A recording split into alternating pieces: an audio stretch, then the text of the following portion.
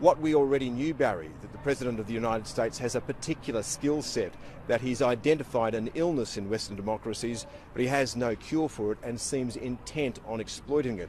And we've also learned that he has no desire and no capacity to lead the world. The G20 became the G19 as it ended.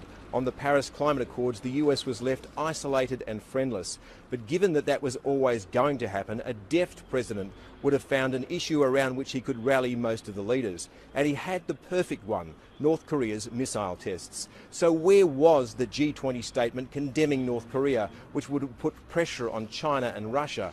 Other leaders expected it. They were prepared to back it, but it never came. There's a tendency among some hopeful souls to confuse the speeches written for Trump with the thoughts of the man himself. He did make some interesting scripted observations in Poland about defending the values of the West, and he's in a unique position. He's the one man who has the power to do something about it.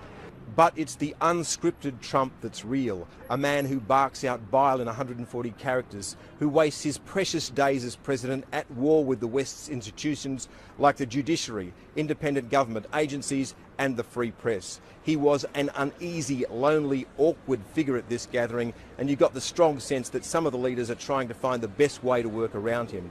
Donald Trump's a man who craves power because it burnishes his celebrity. To be constantly talking and talked about is all that really matters, and there is no value placed on the meaning of words, so what's said one day can be discarded the next.